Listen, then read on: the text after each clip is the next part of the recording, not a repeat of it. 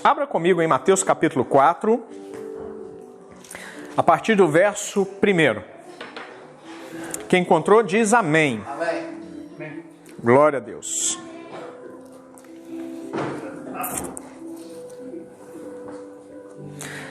Trouxe essa palavra para que nós possamos nos lembrar que quem coloca as dificuldades nas nossas vidas é o inimigo das nossas almas. Que muitas vezes nós somos desafiados, tentados. Deus abençoe, pastora, em nome de Jesus. E eu quero te lembrar, mais uma vez, como superar os desafios. Pastor, Deus te abençoe em nome de Jesus, tá? Muito obrigado. A palavra do Senhor diz assim, Mateus capítulo 4, verso 1. A seguir, foi Jesus levado pelo Espírito ao deserto para ser tentado, repita, tentado. Pelo diabo. E depois de jejuar 40 dias e 40 noites, teve fome. Então, o tentador, aproximando-se, lhe disse: Se és filho de Deus, manda que estas pedras se transformem em pães. Jesus, porém, respondeu: Está escrito, não só de pão viverá o homem, mas de toda palavra que procede da boca de Deus. Então o diabo o levou à cidade santa, colocou-o sobre o pináculo do templo e lhe disse: Se és filho de Deus, atira-te abaixo, porque está escrito: Aos seus anjos ordenará a teu respeito que te guardem, e eles te susterão nas suas mãos, para não tropeçares em alguma pedra. Respondeu-lhe Jesus: Também está escrito: Não tentarás o Senhor teu Deus.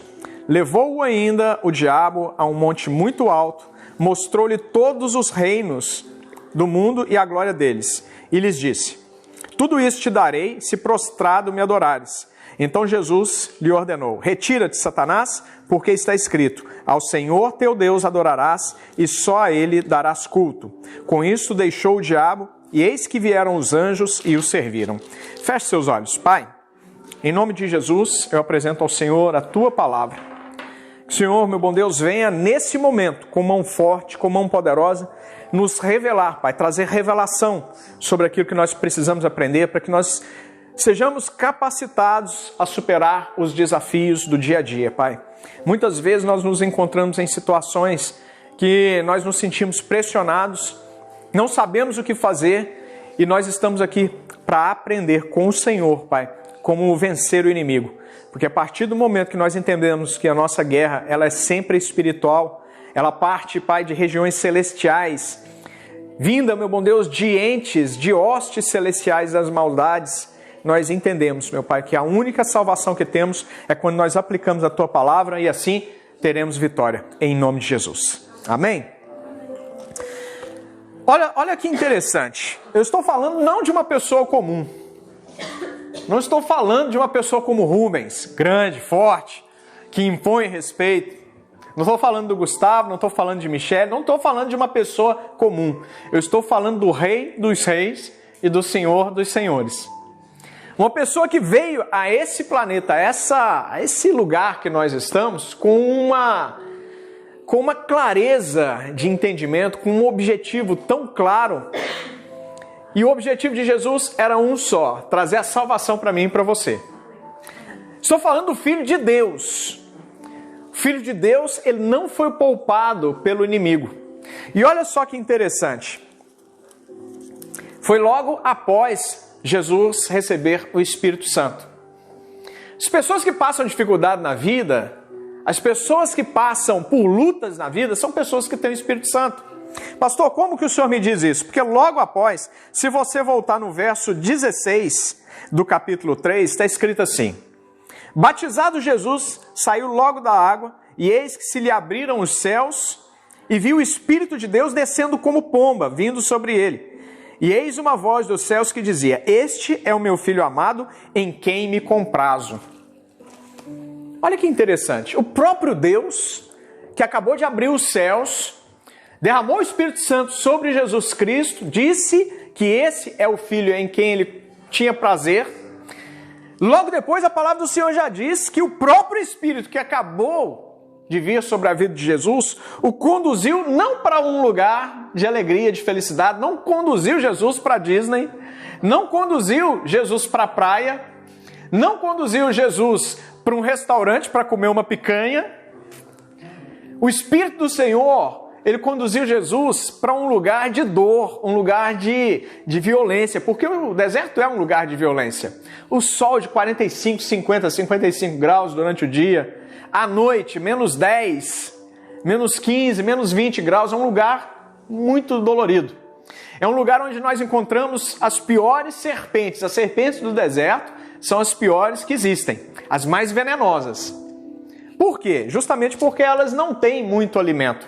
Porque uma vez que elas caçam, elas dão a picada para imobilizar primeiro as suas vítimas e depois essas vítimas morrem pelo efeito do veneno. No deserto elas não têm uma abundância de alimentos. Então ela vai acumulando veneno, ela vai ficando cada vez mais perigosa. E a cobra, ela já é um animal muito arisco. Imagina um animal com a cobra com fome. O quanto ela fica ainda mais arisca e perigosa. Deserto não é lugar para qualquer um. Deserto, só pode passar pelo deserto quem tem o Espírito Santo. Quero declarar na sua vida que se você está passando por algum deserto na sua vida, é porque o Espírito Santo com certeza habita dentro de você. Com certeza você está preparado e capacitado. Veja bem, Jesus não foi conduzido para uma ceia. Porque talvez você como pai, eu como pai, se eu falo isso para o meu filho, se eu apresento ele com orgulho, esse é o meu filho em quem eu tenho prazer. Eu vou preparar o melhor para ele. Mas olha qual era o melhor de Deus para Jesus naquele momento. O melhor de Deus para Jesus naquele momento era o deserto. Porque o deserto, ele capacita e ele fortalece as pessoas. Jesus ele foi para o deserto e lá, como eu disse, ele não encontrou nenhuma ceia preparada para ele. O que ele encontra é justamente o contrário, jejum de 40 dias. Sabe por que Jesus jejuou durante 40 dias? Porque logo após esses 40 dias ele teria que enfrentar uma prova ainda muito maior, mais difícil, uma prova muito mais dura do que o próprio deserto. Será que isso é possível? Já parou para pensar sobre isso, Rilma? O quanto é importante nós estarmos fortalecidos espiritualmente para que nós possamos enfrentar os desafios do dia a dia que não são colocados por qualquer pessoa. Muitas vezes a gente vê os nossos desafios e a gente pensa que é o nosso irmão que está se levantando contra a gente confunde as coisas. Deus me trouxe aqui essa manhã para trazer à sua memória a certeza de que a única pessoa que se levanta contra as nossas vidas e coloca dificuldades e desafios é um só, é o acusador das nossas vidas. Muitas vezes, nós olhamos para a nossa esposa abençoada, né? Amém? Quem tem esposa abençoada em casa aí, Rubens? Tem, Rubens? Cadê, Gustavo? Amém. Quantas vezes a gente é desafiado pelas nossas próprias esposas no dia a dia? Você não. Menos eu, né? Eu não sou doido de falar o contrário, né? Hein, Matilde? Não é? Também não, traduz para ele. E a gente olha, o Mateus está traduzindo, e a gente olha para as nossas esposas e pensa que é ela. Não, o inimigo está usando a vida delas para nos afrontar. Então todas as vezes que a sua esposa se levantar contra você, ela estiver nervosa, estiver brava, sabe como é que você quebra as pernas dela? Levando palavra de Deus. Quando você leva a palavra de Deus para sua esposa, é a única coisa que pode acalmar o coração dela. Porque a tendência nossa é querer bater de frente. A tendência nossa é quando o nosso esposo, agora eu vou falar da gente, a gente também está no veneno, né? E a gente começa a falar coisas para nossas esposas, porque a gente também faz isso, né? Que afinal de contas, não sei você, mas aqui dentro não corre água com açúcar. Não, é sangue. E às vezes o sangue, ele fica quente. Mas quando a esposa olha pra gente, né? E ao invés de bater de frente, a pior coisa que você pode fazer quando o seu esposo, a sua esposa estiver nervoso, é querer bater de frente com ele. Não, seja sábio. Mesmo que você seja um homem da casa. Sabedoria é a mulher que tem que ser sábia, amém? Mas você tem que ser sábio também. Não, minha esposa está nervosa, eu não posso bater de frente, porque se eu bater de frente vai criar confusão ainda maior, atrito ainda maior. Quando duas forças contrárias, elas vão uma contra a outra, o que acontece? Aumenta o choque. Aumenta o choque. A gente tendo conhecimento disso e sabendo que a nossa guerra não é contra a nossa esposa, não é contra a carne, não é contra o sangue, nós precisamos colocar em prática o que a palavra do Senhor nos diz. Nós precisamos entender que o inimigo está usando. Então quer dizer que ela está endemoniada? Não, ela não está endemoniada, ele não está endemoniado. Mas o inimigo ele fica soprando o tempo todo. O inimigo ele fica falando aos nossos ouvidos o tempo todo. A gente precisa fechar os nossos ouvidos para as palavras do inimigo. A gente precisa entender que a nossa guerra, ela não é travada e muito menos vencida no natural. A nossa guerra ela é sempre travada no espiritual, são demônios, eles não podem nos encostar. O demônio não pode te encostar, ele não tem poder. A palavra do Senhor diz que o demônio, ele não nos toca. O inimigo das nossas almas, ele não nos toca. Quem recebe essa palavra? Amém. O inimigo da sua vida, o inimigo da sua alma, não pode tocar em você. A palavra do Senhor diz, me garante, que ao nosso redor estão os anjos do Senhor. E ao derredor, ou seja, ao redor dos anjos, ela é uma terceira camada. Nós, os anjos e depois os demônios. Nessa camada existem os demônios. Como eles não podem nos tocar, porque os anjos do Senhor eles estão acampados para nos livrar do mal, nos proteger, a única coisa que eles podem fazer é ficar gritando aos nossos ouvidos. Afronta ela! Vira a mão na cara dela, bate na cara dela. Aí fica falando a mesma coisa para ela.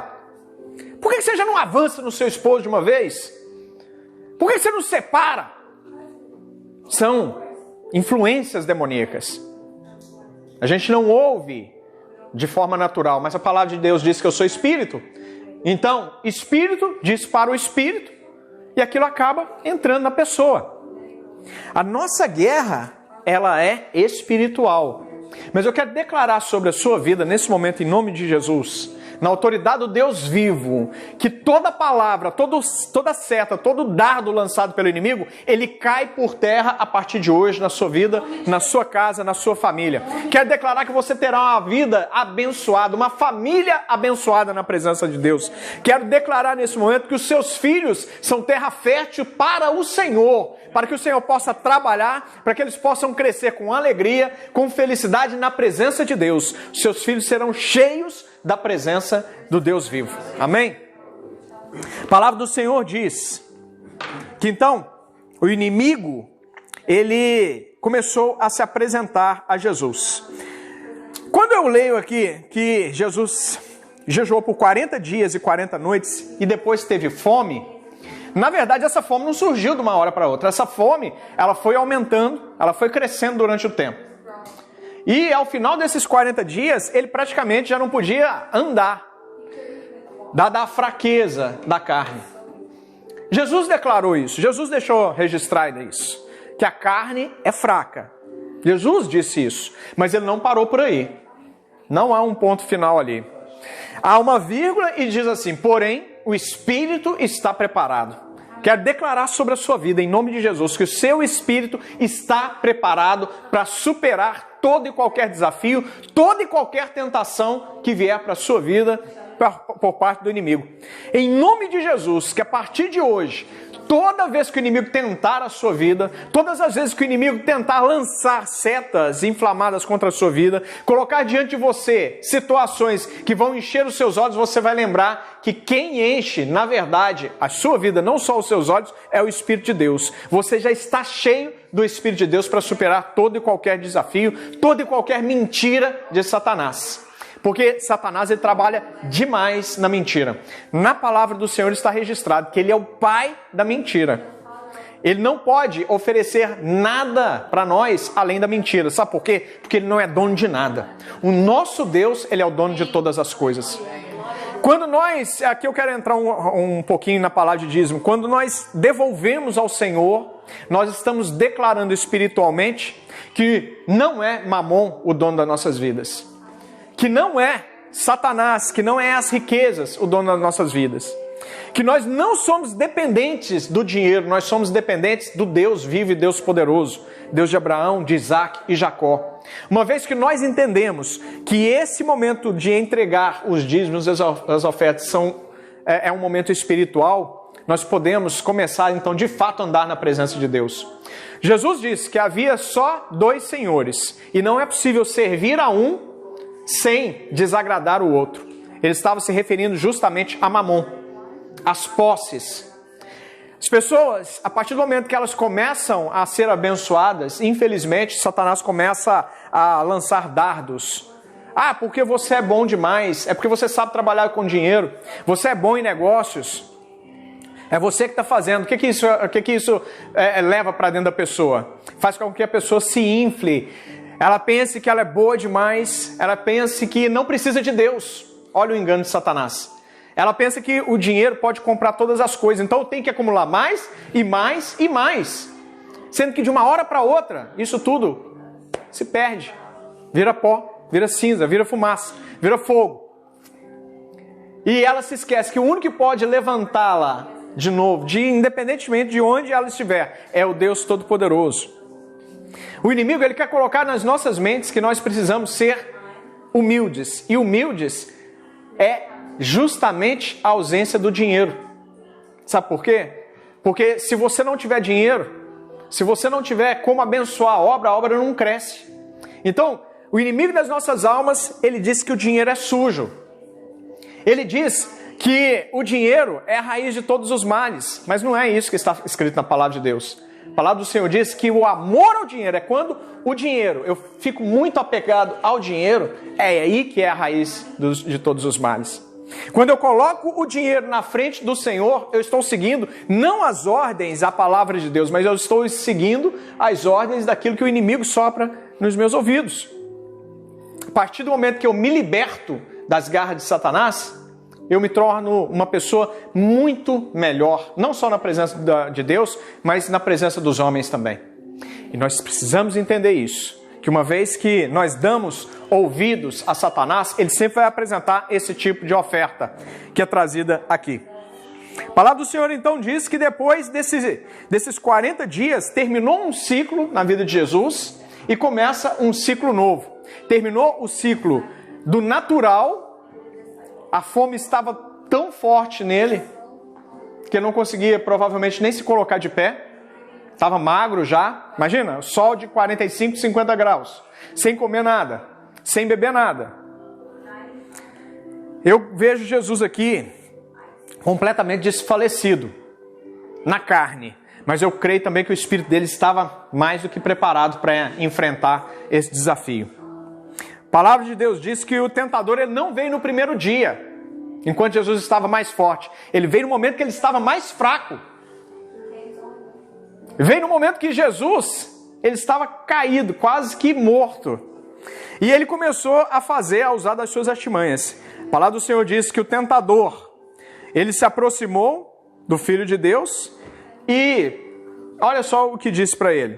Se és o Filho de Deus, manda estas pedras se transformarem em pães. Satanás, ele é sujo o suficiente para trabalhar em algo que nós precisamos entender. Nós vamos massificar na Grande Comissão Church, que é a sua identidade em Deus.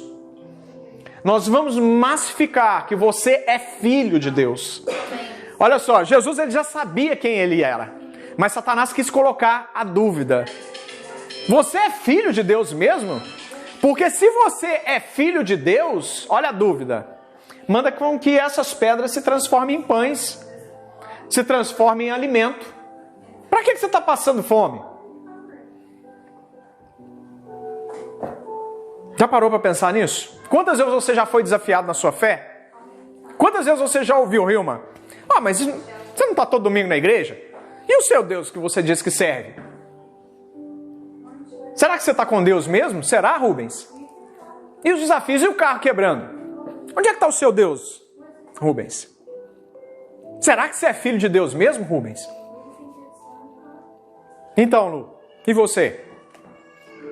Será que você é filha de Deus mesmo, Lu? E o problema é que quando o inimigo começa a soprar isso nos nossos ouvidos, a gente fica mudo. Sabe o que a gente faz? A gente fica com raiva de Deus, a gente briga com Deus, a gente dá as costas para Deus, a gente faz tudo de errado. Como é que foi a reação de Jesus, que já estava completamente desfalecido, porque você está de pé? A reação de Jesus não foi bater boca com Satanás. Não, porque eu sou filho de Deus, sim. Não. Olha só a importância de conhecimento da palavra de Deus. Jesus usou a própria palavra para responder. Jesus respondeu, verso 4, está escrito. Por que é importante a leitura da palavra de Deus? Por que é importante o conhecimento da palavra de Deus? Porque quando nós lutamos nas regiões celestiais, quando nós lutamos com esses espíritos imundos, não conseguimos vencer na força do nosso braço. O inimigo, ele nos tira tudo. Nos tira o pão, nos tira a água, nos tira os amigos, nos tira a família, quando nós tentamos enfrentar o inimigo na carne. Mas Jesus disse para ele da seguinte forma, está escrito, a palavra de Deus é quem me sustenta. Jesus está dizendo, não sou eu que sustento a mim mesmo, não são os pães que me sustentam, mas quem me sustenta é a palavra. E com a palavra eu vou contra você. Não só de pão viverá o homem, mas de toda a palavra que procede da boca de Deus. Isso está em Deuteronômio, capítulo 8, verso 3. Você tem que ter ciência de quem te sustenta. Você pode estar aonde for. Pode ser no Brasil, pode ser no Equador, pode ser na Colômbia, pode ser no Japão, pode ser nos Estados Unidos. Quem sustenta você e a sua casa é o Deus vivo. Quem nos sustenta é o Deus vivo. Levante suas mãos para o céu e diga assim, quem me sustenta é o Deus vivo. Jesus, ele foi na palavra. Quando ele foi na palavra, ele estava falando dele mesmo. Está escrito, está registrado. Deus declarou que nem só de pão viverá o homem, mas principalmente da palavra que sai da boca de Deus. Porque a palavra é o próprio Jesus. Deus está deixando registrado para nós que nos momentos mais difíceis das nossas vidas, quando nós estivermos sendo tentados pelo inimigo, nós temos que lembrar da palavra. A palavra não são letras sobre papel. A palavra é Jesus. Amém. A palavra é a revelação. Nós precisamos ter em mente que o nosso Salvador é quem nos sustenta. Amém. É Jesus quem está conosco nos momentos mais difíceis. Independentemente do que estiver acontecendo, ainda que nós não sejamos fiéis a Deus, Ele nunca abandona um filho. Vou te fazer uma pergunta óbvia, cuja resposta é óbvia. Um filho deixa de ser filho? Filho deixa de ser filho? Você nunca deixará de ser filho de Deus. Vou fazer uma outra pergunta cuja resposta é óbvia. Um pai abandona um filho? Você abandonaria? Rubens. Abandonaria uma de suas filhas? Mesmo em uma situação muito complicada, muito difícil, você abandonaria? Deixaria alguma delas para trás? E você, Gustavo? Você deixaria algum dos seus filhos para trás? Nos momentos mais difíceis, você deixaria para trás? Você abandonaria? Seguir o seu caminho sem olhar para trás com o que está acontecendo lá atrás? Você ia deixar? Matilde, você esquece das suas filhas no Brasil? No máximo, faria igual aquela parábola do filho pródigo. No máximo, deixa ele seguir e depois deixa o braço aberto. Quem quiser voltar. Um filho jamais abandona o seu pai. Então por que você, nos momentos mais difíceis, pensa que está sozinho? Por que nós pensamos que nós somos abandonados? Que Deus não nos ama? Quando nós agimos assim, nós agimos como uma criança mimada, que não tem conhecimento das coisas. Nós precisamos ter a certeza da paternidade de Deus sobre as nossas vidas. Nós precisamos ter a certeza que o que nós vivemos não é exclusividade nossa. O próprio Filho de Deus, quando ele esteve aqui, ele passou por essas dificuldades. Ele passou por esses desafios. Ele disse, a carne é fraca, dói. Dá vontade de chorar, dá vontade de desanimar, mas o meu espírito está preparado. Quero que você feche seus olhos e declare, a carne é fraca, mas o meu espírito está preparado. Aleluia. A palavra do Senhor continua dizendo. Então, verso 5. O diabo o levou à cidade santa, colocou-o sobre o pináculo do templo e lhe disse, se és filho de Deus, olha a dúvida de novo. Olha o inimigo, como ele é sujo. Se és filho de Deus, atira-te abaixo, porque está escrito, aos seus anjos ordenará a teu respeito que te guardem. Eles te susterão nas suas mãos, para não tropeçares em alguma pedra. Jesus respondeu, também está escrito, não tentarás o Senhor teu Deus. Quero fazer uma reflexão sobre não tentar a Deus. Não tentar a Deus é quando a gente não age com a nossa carne. Quando a gente age com a carne, a gente vai estar sempre tentando a Deus. Quando a gente vai dar um passo sem orar ao Senhor primeiro, buscar uma direção, como muito bem disse o Rubens aqui hoje, numa decisão importante. Não, eu vou fazer dessa forma e Deus vai comigo. Não, não é assim que funciona. Deus não tem compromisso com isso. Deus tem compromisso com a sua palavra. Deus tem compromisso com a direção que Ele dá. Se Deus me dá uma direção e eu sigo por outro caminho, eu estou tentando a Deus. Eu vou seguir sozinho porque Deus não vai me acompanhar.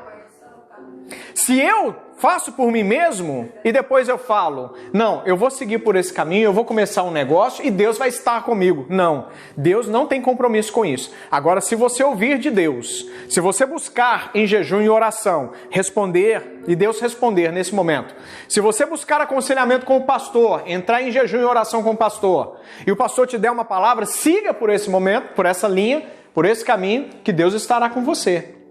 Jesus, ele está dizendo o seguinte, eu não vou fazer isso porque eu sei quem é o meu pai, eu não preciso te provar nada, a minha paternidade já está dentro de mim, eu sei quem é o meu pai e eu não vou me atirar esperando que Deus me resgate. Eu não vou fazer isso, porque se eu fizer eu vou estar tentando o meu pai. É como se você, na verdade, diz, eu vou fazer isso para te provar. Mas Deus não tem que provar nada para ninguém. Deus não tem que provar nada para mim. Deus não tem que provar nada para você. A única coisa que nós precisamos ter ciência é que tudo que Ele precisava fazer já foi feito na cruz do Calvário. Crê quem quer. Deus não obriga ninguém. A palavra do Senhor está registrada. A minha graça te basta. Independentemente se você está vivendo um momento de dificuldade ou se você está vivendo em momento de abundância. A minha graça te basta. Nós precisamos entender isso. Que não é o momento que nós estamos passando que define a paternidade de Deus nas nossas vidas. Deus só permite que nós passemos por desertos, que nós sejamos tentados pelo inimigo, para que nós possamos provar para nós mesmos, porque não para Deus. Porque para Deus a gente precisa provar nada. Ele já sabe da nossa estrutura. Ele disse o seguinte, na hora que Ele foi nos formar, eu vou fazer a minha imagem e semelhança. Se nós somos imagem e semelhança, Rubens, suas filhas parecem com quem? Com Deus. Mas elas não parecem com você ou com Hilma? Sim. Suas filhas parecem com quem? Matilde? Algumas puxou mais meus traços e as outras alguns traços. O pai. Mas com certeza. Parece com você, parece com o pai e com a mãe. E a Júlia, parece com quem, meu amor? Eles falam que ela parece comigo, ela teve a sorte de fazer A Lulu, parece mais com quem? Parece mais com o pai. Com o pai dela? E lembra eu também. É? E o Rafael? Rafael é a sua cara, né, meu amor? A cara do Senhor. É. Gustavo, com quem seus filhos parecem? Comigo? É? Verdade. Ele é a sua cara. O que eu estou dizendo? Que você é a cara de quem te criou. Você é a cara do seu pai. Você precisa ter isso dentro de você. Você precisa ter essa certeza dentro de você. Que você é imagem e semelhança. Um filho não parece, a não ser com o pai e com a mãe. Você se parece com o seu pai. O Pai Celestial que nos criou. O Pai Celestial que nos deu a vida, o sopro de vida. Uma vez que nós entendemos, que nós acreditamos e confiamos nessa palavra, tudo faz a diferença. Em nome de Jesus, eu quero declarar que a partir de hoje, jamais haverá qualquer resquício de dúvida sobre a sua paternidade, sobre quem é o seu pai, o seu pai, o seu Criador na sua vida. Em nome de Jesus.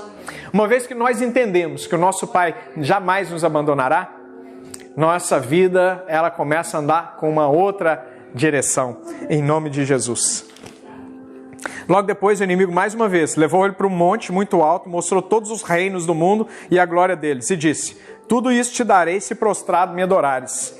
O inimigo, ele vem com banquetes, com bandejas, seja em termos financeiros, o inimigo vem para enganar com finanças, o inimigo vem com homens e mulheres, os homens, o inimigo apresenta mulheres para tirar do casamento, para desestruturar. As mulheres, aí o inimigo apresenta homens, tudo mentira, tudo ilusão.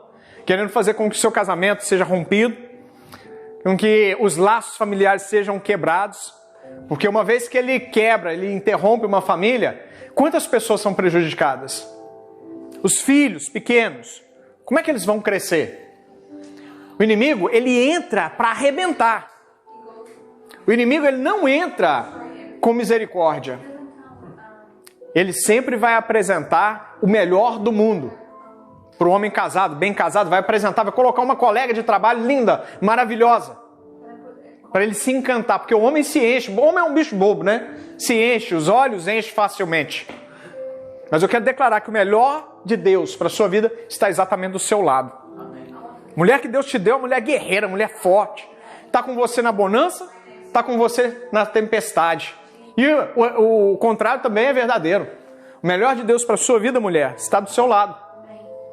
Em nome de Jesus, tome posse do que é seu. Porque se foi Deus que te deu, era o melhor que Ele tinha para você. Não abra a mão da sua esposa, não abra a mão do seu esposo. Juntos, vocês são mais fortes e vão romper na presença de Deus. Amém? Quero declarar sobre a sua vida algo que nós temos aprendido. Fez muito sentido, principalmente esse ano, na minha casa. Casa dividida não prospera. Casa dividida não prospera. Os dois têm que estar juntos em concordância em todas as coisas. Homem é o cabeça, mas ele não decide sozinho. Quando a palavra de Deus diz que o homem é o cabeça, significa que o homem dá a direção. Mas a palavra de Deus diz também que a mulher, ela é sábia. E a mulher sábia, ela edifica a sua casa. Então o homem dá a direção, mas tem que ter o consentimento da mulher sábia. A sabedoria está derramada sobre a vida da mulher.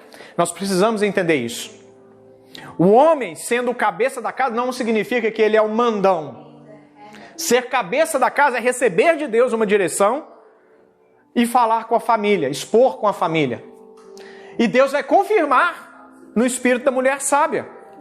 Não, isso que você está falando é de Deus. Vamos seguir que a gente vai romper junto. A gente vai seguir junto e vai dar certo juntos. Quem recebe essa palavra em nome de Jesus?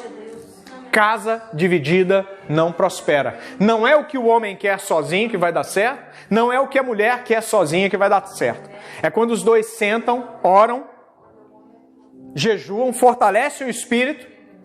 Deus confirma no espírito dos dois. Aí você pode seguir que vai dar certo. Você vai romper em nome de Jesus. Amém? Então o inimigo ele vem para apresentar todas essas mentiras. E Satanás diz assim para Jesus, e aqui eu te convido para se colocar de pé, quero terminar por aqui. Satanás faz a pior... Testemunho. Satanás, o principal objetivo de Satanás é nos colocar prostrados. Satanás é o único que nos coloca prostrados. Deus sempre que vai falar conosco, Ele nos coloca de pé. Existem vários exemplos assim. Elias foi uma dessas pessoas, um grande profeta. Teve um momento que a tristeza, a depressão se abateu com ele de uma forma tão forte na vida dele, que ele pediu a morte. Eu já preguei sobre isso semana passada. O que Deus, ao se encontrar com Elias, diz para Elias? Se coloca de pé. Jesus propõe o seguinte: tudo isso te darei se prostrado no chão, acabado, envergonhado, humilhado, me adorares. Só o inimigo que quer te colocar para baixo. Deus sempre quer te colocar para cima. O inimigo, ele quer te colocar no fundo do poço. Ele quer te colocar lambendo a lama. O inimigo, ele quer que você coma comida de porcos. A palavra do Senhor diz que o Senhor, Ele tem uma mesa de manjares para as nossas vidas. A palavra do Senhor nos diz que Ele vai nos colocar num lugar de honra. Um pai jamais quer o seu filho prostrado. Um pai sempre quer o seu filho de pé. É o que Deus tem para a sua vida nessa manhã de domingo. Deus vai te colocar de pé. Deus vai te colocar em lugar alto. Deus vai te colocar em lugar de honra. Deus vai colocar a sua família exaltada. Sua família vai te trazer alegria. Alegria em profundidade. Seu esposo vai ser um homem fiel. Sua esposa será fiel. Os dois servindo na casa de Deus. família crescendo, filhos trazendo orgulho. O que é orgulho? Orgulho é alegria exacerbada, não é o orgulho pejorativo que a palavra de Deus diz. É uma alegria exacerbada na presença de Deus. Quero profetizar, feche seus olhos nesse momento. Que 2021 é ano onde Deus vai te colocar de pé em nome de Jesus. Deus está dizendo nesses últimos dias de 2020, se coloca de pé para ver a glória se manifestar na sua casa, na sua vida, em nome de Jesus. Se coloca de pé, não é prostrado. O inimigo te quer prostrado, mas Deus te quer cada vez mais de pé. O inimigo, ele te quer no chão, mas o Senhor quer te colocar em lugares altos, em nome de Jesus. Amém? Pai, em nome de Jesus, esta é a Tua palavra que foi semeada mais uma vez, que o Senhor possa, meu bom Deus, fazer essa palavra multiplicar, Senhor, no coração dos Teus filhos. Que haja, meu bom Deus, cada vez mais de Ti. Que o Senhor venha colocar os Teus filhos de pé, Pai, de maneira forte, de maneira poderosa. Que eles venham, meu bom Deus, a ser fortalecidos para enfrentar todas as dificuldades da vida. Pai, que eles saibam que quando aparecerem os obstáculos, é nesse momento, Pai, onde eles se sentirem mais fracos, que o inimigo vai atacar. E é nesse momento também, meu bom Deus, que o Senhor reforçará o Teu amor e a paternidade na vida de cada um deles. Em nome de Jesus, Pai, que o Senhor possa abençoar a Tua igreja de forma poderosa. Em nome de Jesus. Amém? Aquele que crê, dá uma salva de palmas.